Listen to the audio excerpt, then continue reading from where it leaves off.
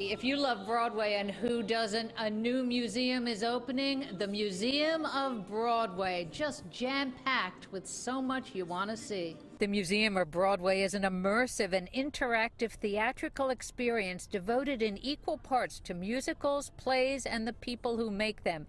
It features the work of dozens of designers, artists, and theater historians, while taking visitors on a journey along the timeline of Broadway from its birth to present day.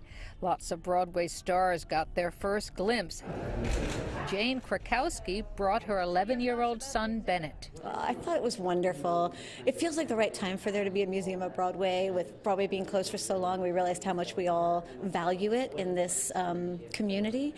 And I feel really honored that I'm a small bit of it. There's a few pictures of me on the wall from some shows, my roller skates from Starlight Express. It was also just really fun to see all the interesting costumes that were actually worn and everything. Pix 11 also got a sneak peek of the museum, which celebrates the way Broadway shows come together.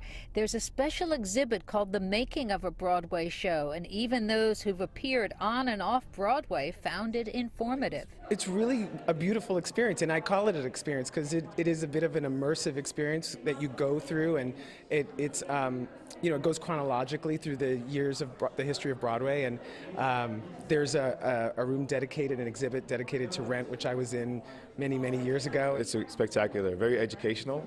Learned so much about the history of Broadway. There were some things that I was really curious about that I didn't get answered. I wanted to know a little bit more about the era where method acting started getting introduced. And a few actors found there were a few little bones to pick. With tongue firmly planted in cheek, Tony Award winner Frances Ruffalo wondered where was her picture from Les Mis. But she'll be back. Will you come back?